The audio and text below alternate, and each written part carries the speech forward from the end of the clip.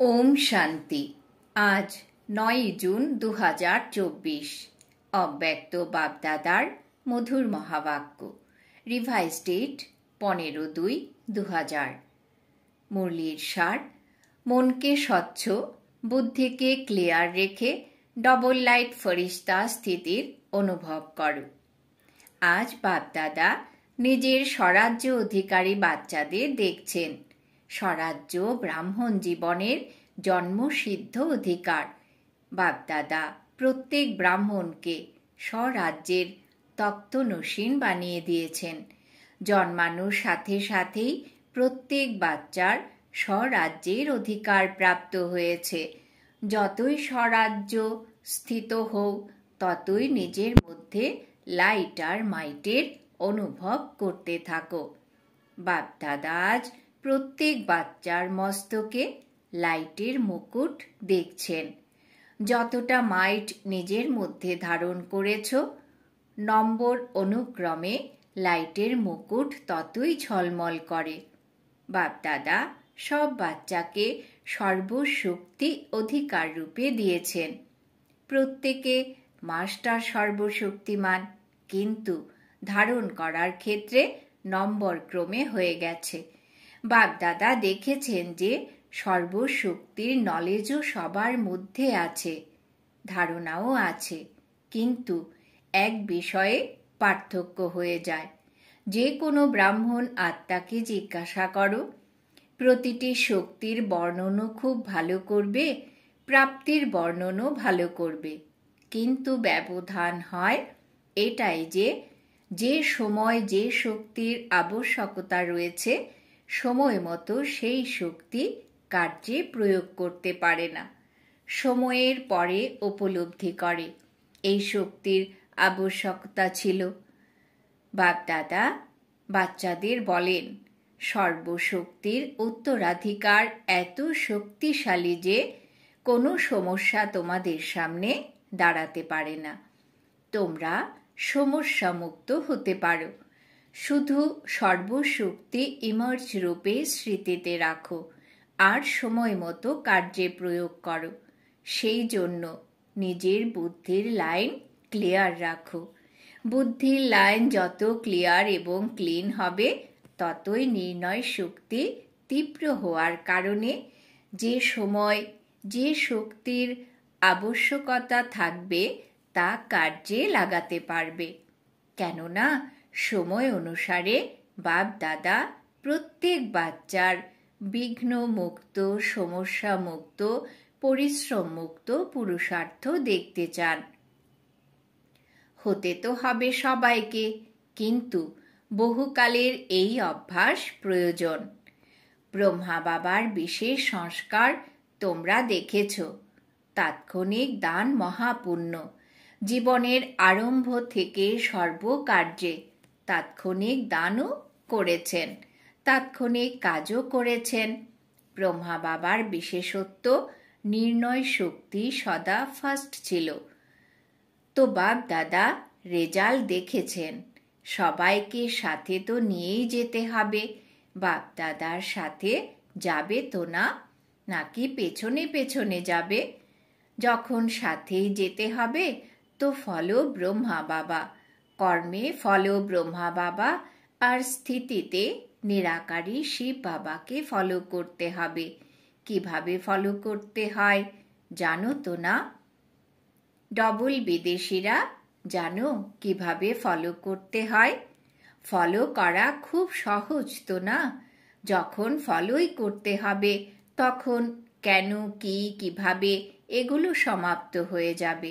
তাছাড়া সবার অনুভব আছে যে কেন, কি, কিভাবে এগুলো নিমিত্ত ব্যর্থ সংকল্পের আধার।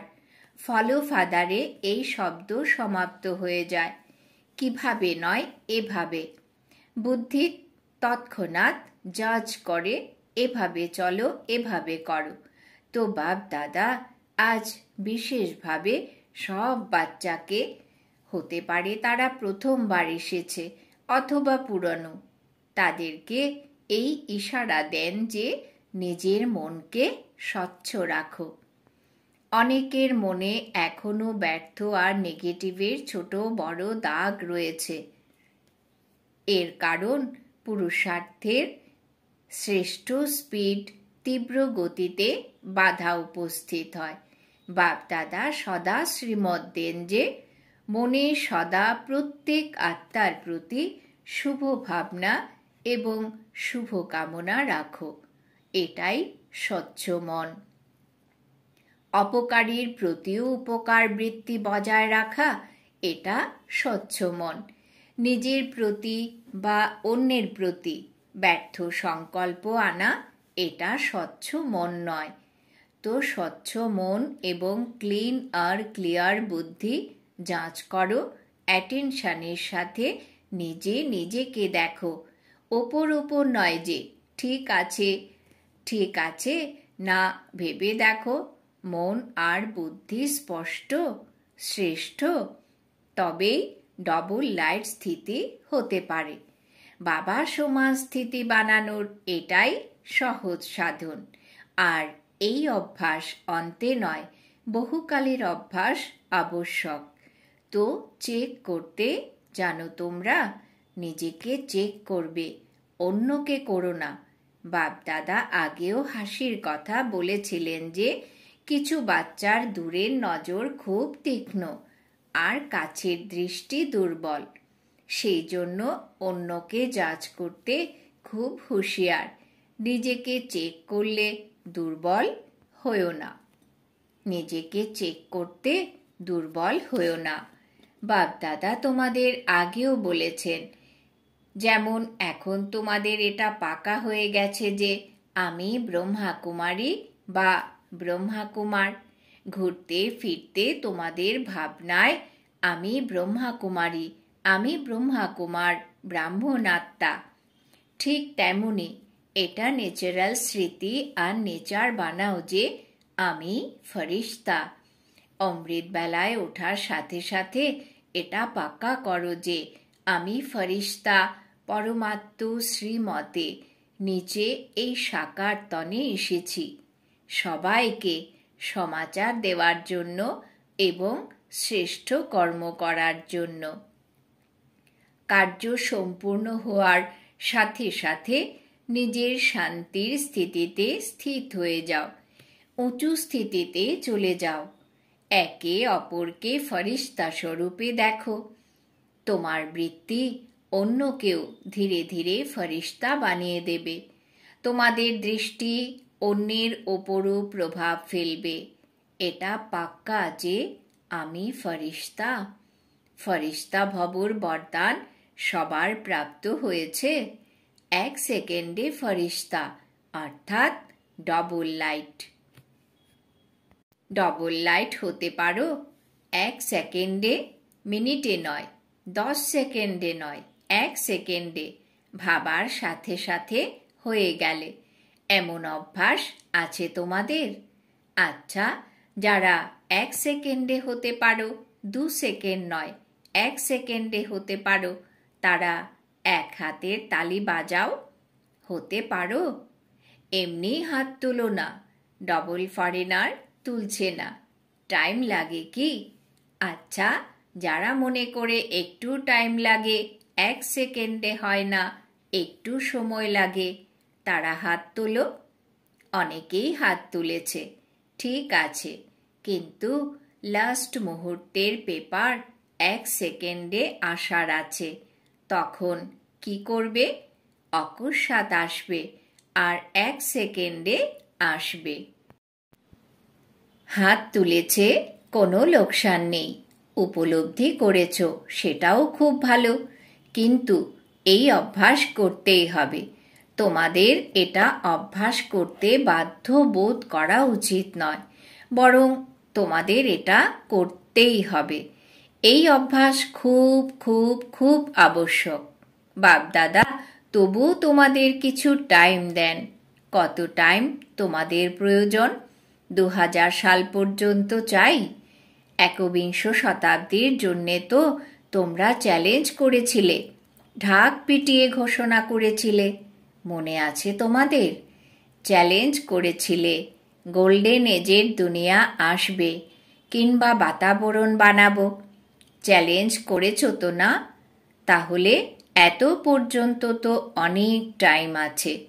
যতটা অ্যাটেনশন সব প্রতি দিতে পারো নয়, দিতেই হবে। যেভাবে দেহ ভাবে আসতে কত টাইম লাগে? 2 সেকেন্ড না চাইতেও দেহ ভাবে এসে যাও, তো কত টাইম লাগে? 1 সেকেন্ড নাকি তার থেকেও কম লাগে? জানতেও পারো না যে দেহবোধে পৌঁছে গেছো। ঠিক সেভাবেই এই অভ্যাস করো। কিছু হচ্ছে বা কিছু করছো সেটা কোনো ব্যাপার নয়, কিন্তু তোমরা যেন এটাও জানতে অপারগ হও যে আমি সোল কনসিয়াস, পাওয়ারফুল স্থিতিতে ন্যাচারাল হয়ে গেছি। ফরিস্তা স্থিতি ন্যাচারাল হওয়া উচিত। নিজের নেচার যতটা ফরিস্তা ভাবের বানাবে, নেচার ততটা স্থিতিকে ন্যাচারাল করে দেবে। তো বাপ দাদা কত সময় পরে জিজ্ঞাসা করবেন, কত সময় চাই? জয়ন্তী বলো। দিদিজি বলেছেন আজকেরটা আজই হবে, কাল নয়। যদি আজকেরটা আজই হয় তবে এখন সবাই ফরিস্তা হয়ে গেছো তোমরা? হয়ে যাবে নয়, যদি যাবে তো কবে? বাপ দাদা আজ ব্রহ্মা বাবার কোন সংস্কারের বিষয়ে বলেছেন? তাৎক্ষণিক দান মহাপুণ্য। প্রত্যেক বাচ্চার প্রতি বাপ দাদার ভালোবাসা আছে, তাই তো তিনি মনে করেন তার কোনো বাচ্চা কম নয়। নম্বর ক্রম কেন? সবাই নম্বর 1 যদি হয়ে যায় তবে ভালো হয়। আচ্ছা, আজ অনেক গ্রুপ এসেছে। অ্যাডমিনিস্ট্রেশন উইং, নিজেরা মিলে তোমরা কি প্রোগ্রাম বানিয়েছ? এমন তীব্র পুরুষার্থের প্ল্যান বানিয়েছে যাতে শীঘ্র তোমরা সব শ্রেষ্ঠ আত্মার হাতে এই কার্য এসে যায়। বিশ্ব পরিবর্তন যদি করতে হয় তবে সারা অ্যাডমিনিস্ট্রেশন বদলাতে হবে তো না? কিভাবে এই কার্য সহজভাবে এগিয়ে যাবে, ছড়িয়ে পড়বে, সেটা ভেবেছ তোমরা? অন্তত পক্ষে বড় বড় শহরে যারা নিমিত্ত রয়েছে তাদেরকে পার্সোনালি সমাচার দেওয়ার প্ল্যান তৈরি করেছ?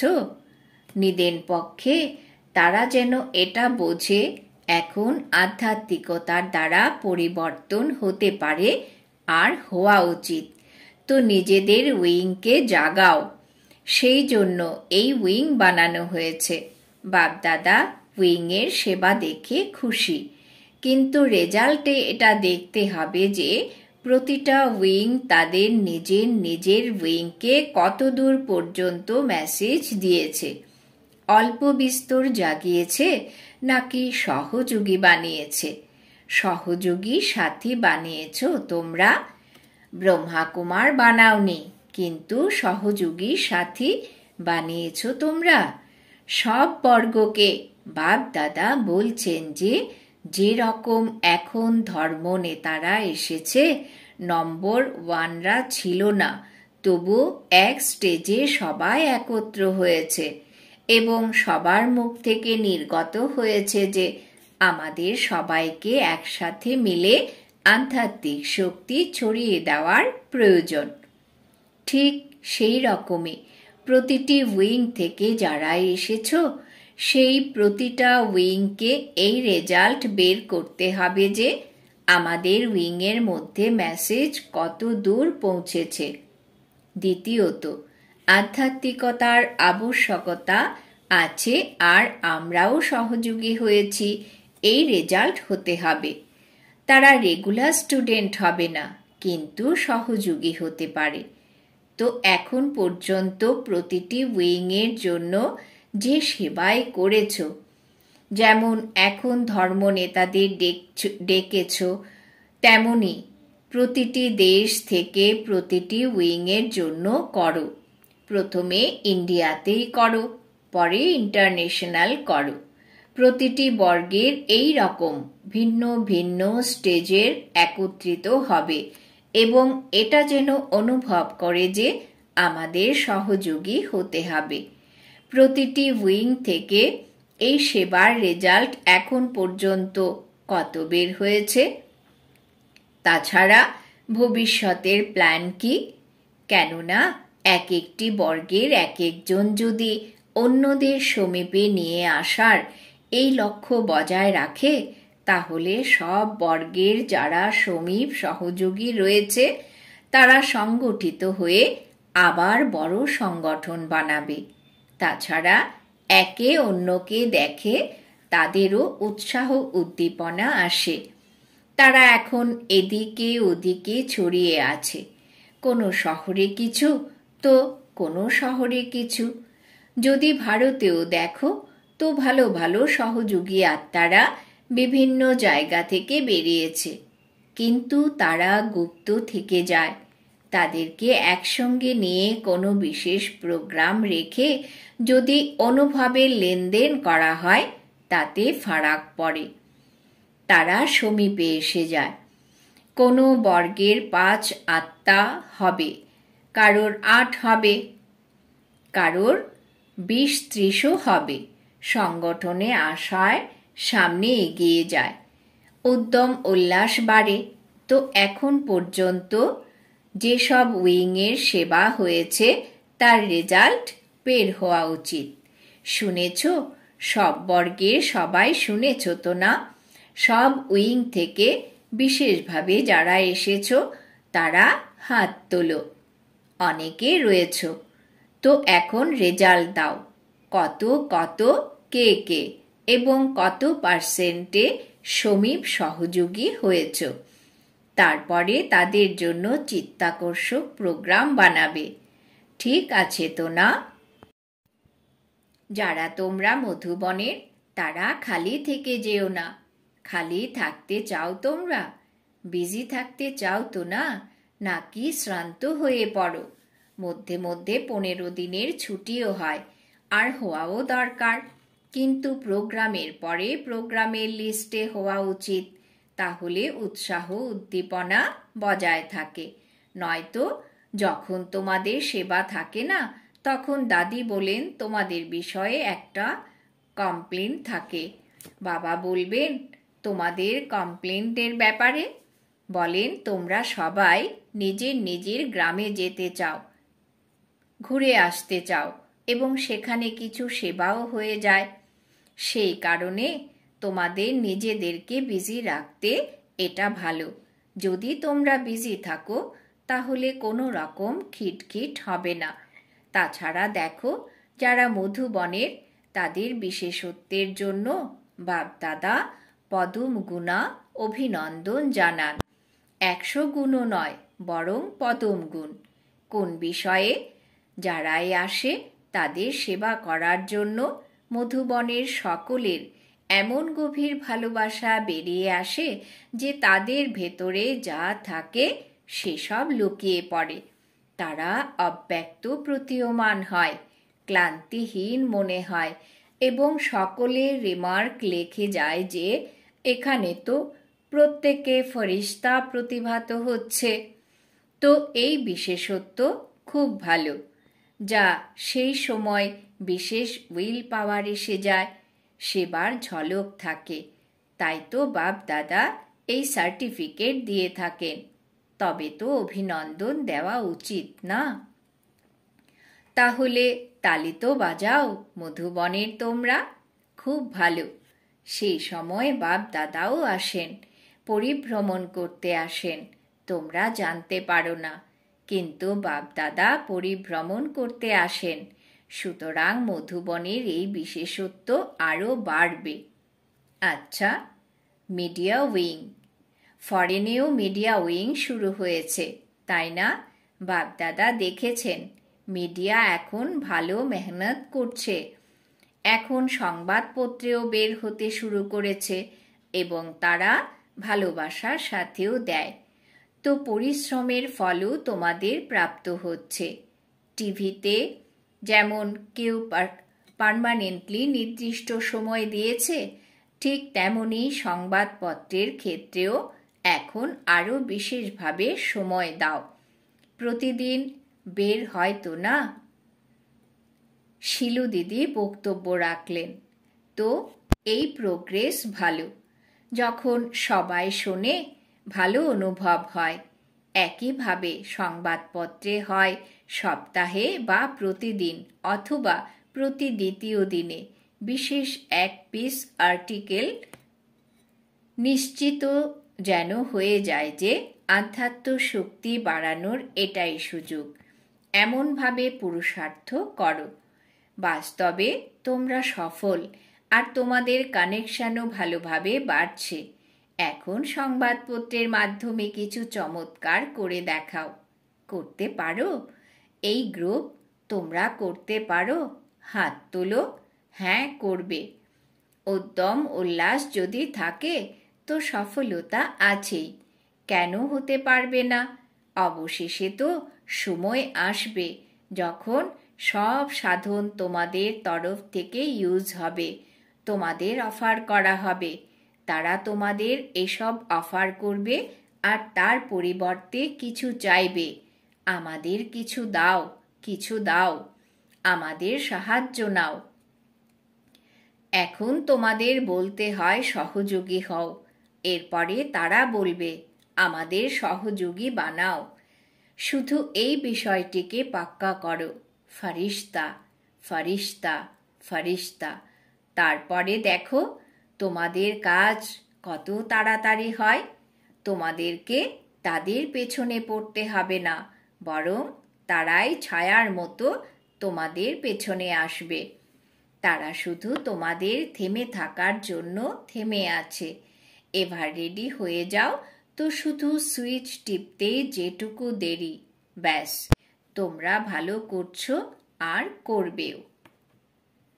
চতুর্দিকের দেশ বিদেশের সাকার স্বরূপে কিংবা সূক্ষ্ম স্বরূপে মিলন উদযাপন করা সকল স্বরাজ্য অধিকারী আত্মাদের সদা এই শ্রেষ্ঠ অধিকারকে নিজের আচরণ এবং মুখমণ্ডল দ্বারা যারা প্রত্যক্ষ করায় সেই বিশেষ আত্মাদের সদা বাপ-দাদাকে ফলো করে সদা মনকে স্বচ্ছ এবং বুদ্ধিকে ক্লিয়ার রাখে এমন শত তীব্র পুরুষার্থী আত্মাদের সদা সাথে থাকা এবং সাথে চলা ডবল লাইট বাচ্চাদের বাপ-দাদার স্মরণের স্নেহ সুমন আর নমস্কার। আমরা রুহানি আত্মারা আমাদের অতি প্রিয় মিঠা বাপ দাদাকে জানাই স্মরণের স্নেহ সুমন আর নমস্কার। বরদান: সাধনকে নির্লেপ বা ডিটেচ হয়ে কার্যে প্রয়োগ করে অসীমের বৈরাগী ভব। সাধনকে নির্লেপ বা ডিটেচ হয়ে কার্যে প্রয়োগ করে অসীমের বৈরাগী ভব। ব্যাখ্যা: অসীমের বৈরাগী অর্থাৎ কারুর প্রতি আকর্ষণ নেই, সদা বাবার প্রিয়। এই প্রিয় ভাবই ডিটেচ বানায়। বাবার প্রিয় না হলে ডিটেচ হতেও পারবে না, আকর্ষণে এসে যাবে। যারা বাবার প্রিয় তারা সব আকর্ষণের ঊর্ধ্বে অর্থাৎ ডিটেচ হবে।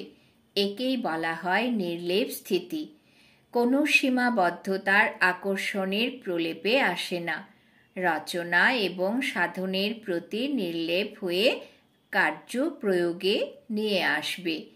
অসীমের এই বৈরাগী হল রাজ ঋষি। স্লোগান: তোমাদের হৃদয় যখন সত্য স্বচ্ছ হবে তখন সাহেব প্রসন্ন হয়ে যাবেন। তোমাদের হৃদয় যখন সত্য স্বচ্ছ হবে তখন সাহেব প্রসন্ন হয়ে যাবে। আজকের সমান: আমি আত্মা অসীমের বৈরাগী। ওম শান্তি। যারা তোমরা মধুবনের তারা খালি থেকে যেও না। খালি থাকতে চাও তোমরা?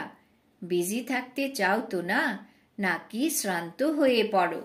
মধ্যে মধ্যে 15 দিনের ছুটিও হয়, আর হওয়াও দরকার।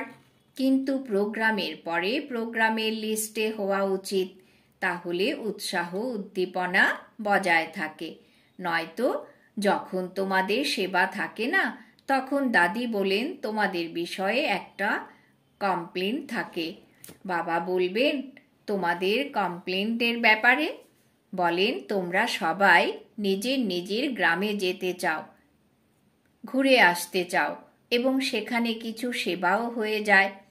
সেই কারণে তোমাদের নিজেদেরকে বিজি রাখতে এটা ভালো।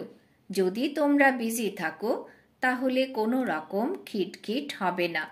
তাছাড়া দেখো, যারা মধুবনের, তাদের বিশেষত্বের জন্য বাপদাদা পদম গুণা অভিনন্দন জানান। 100 গুণও নয়, বরং পদম গুণ। কোন বিষয়ে?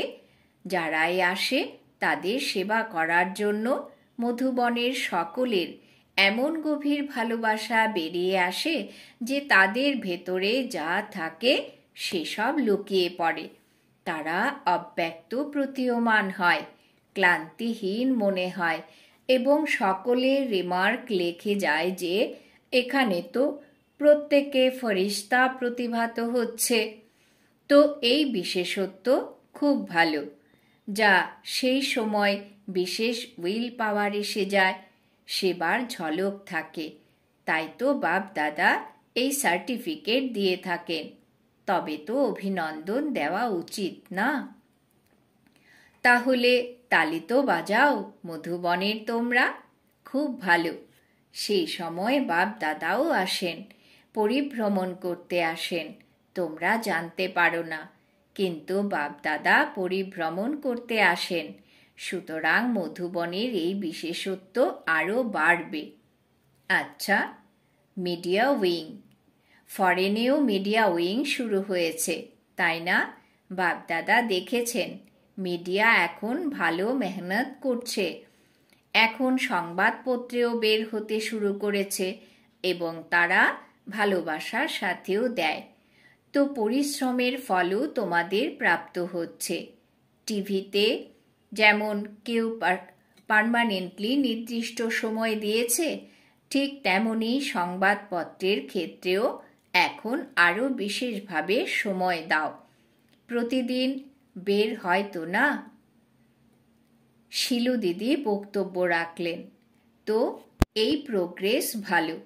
যখন সবাই শোনে ভালো অনুভব হয়। একইভাবে সংবাদপত্রে হয় সপ্তাহে বা প্রতিদিন অথবা প্রতি দ্বিতীয় দিনে বিশেষ এক পিস আর্টিকেল নিশ্চিত যেন হয়ে যায় যে আধ্যাত্ম শক্তি বাড়ানোর এটাই সুযোগ। এমনভাবে পুরুষার্থ করো। বাস্তবে তোমরা সফল, আর তোমাদের কানেকশনও ভালোভাবে বাড়ছে। এখন সংবাদপত্রের মাধ্যমে কিছু চমৎকার করে দেখাও। করতে পারো? এই গ্রুপ তোমরা করতে পারো? হাত তোলো। হ্যাঁ, করবে। উদ্যম উল্লাস যদি থাকে তো সফলতা আছেই। কেন হতে পারবে না? অবশেষে তো সময় আসবে যখন সব সাধন তোমাদের তরফ থেকে ইউজ হবে, তোমাদের অফার করা হবে। তারা তোমাদের এসব অফার করবে আর তার পরিবর্তে কিছু চাইবে। আমাদের কিছু দাও, কিছু দাও, আমাদের সাহায্য নাও। এখন তোমাদের বলতে হয় সহযোগী হও। এরপরে তারা বলবে আমাদের সহযোগী বানাও। শুধু এই বিষয়টিকে পাক্কা করো, ফরিস্তা, ফরিস্তা, ফরিস্তা। তারপরে দেখো তোমাদের কাজ কত তাড়াতাড়ি হয়।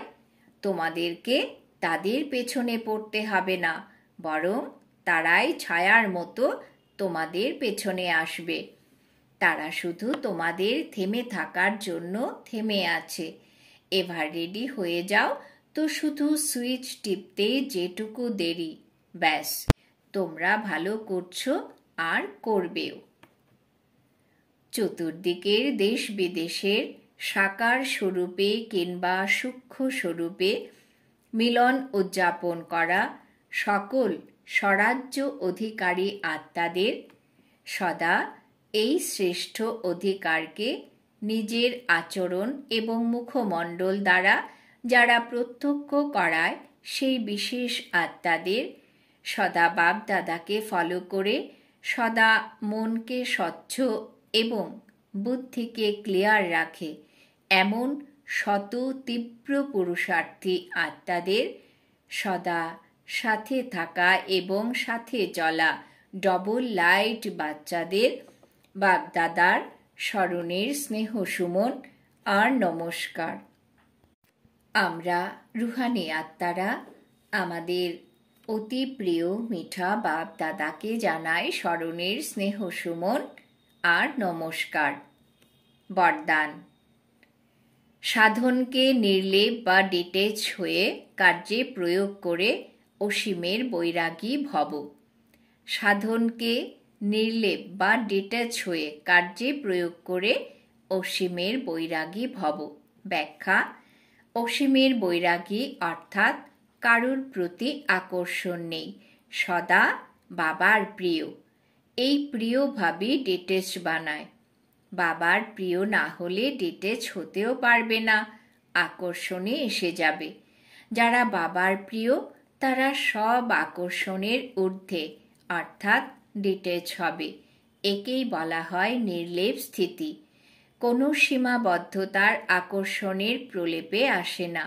রচনা এবং সাধনের প্রতি নির্লেপ হয়ে কার্য প্রয়োগে নিয়ে আসবে। অসীমের এই বৈরাগী হল রাজ ঋষি। স্লোগান: তোমাদের হৃদয় যখন সত্য স্বচ্ছ হবে তখন সাহেব প্রসন্ন হয়ে যাবেন। তোমাদের হৃদয় যখন সত্য স্বচ্ছ হবে তখন সাহেব প্রসন্ন হয়ে যাবে। আজকের সমান: আমি আত্মা অসীমের বৈরাগী। ওম শান্তি।